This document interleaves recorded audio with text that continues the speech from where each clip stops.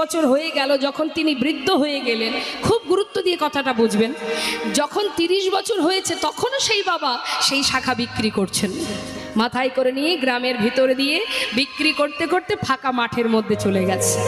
সেখানে গিয়েও আপন মনে বলছে, শাখা আছে শাখা নেবে গো, শাখা আছে শাখা নেবে গো। এমন সময় এক ভদ্রলোক দেখা হলো। সে বললেন, এই যে ও দাদু, এখানে তো কোনো জনবসতি নেই, এখানে তোমার কি দরকার বলার, আবার যখন লোকালয়ে যাবে তখন বলবে। তখন সেই বাবা বলে উঠলেন, ওরে খোকা, 30 বছর হয়ে গেল এই বিক্রি করতে করতে, বদনে জিহবাতে এই কথাটা বলতে বলতে 30টা বছর পার করেছি। এখন এটা জনবসতি না ফাঁকা ময়দান সেদিকে আমার কোনো খেয়াল নেই, আমার জিহবা সে তার কর্ম করে যাচ্ছে। নিতাই গৌর হরিবোল হরিবোল। তাই মাগো, আপনি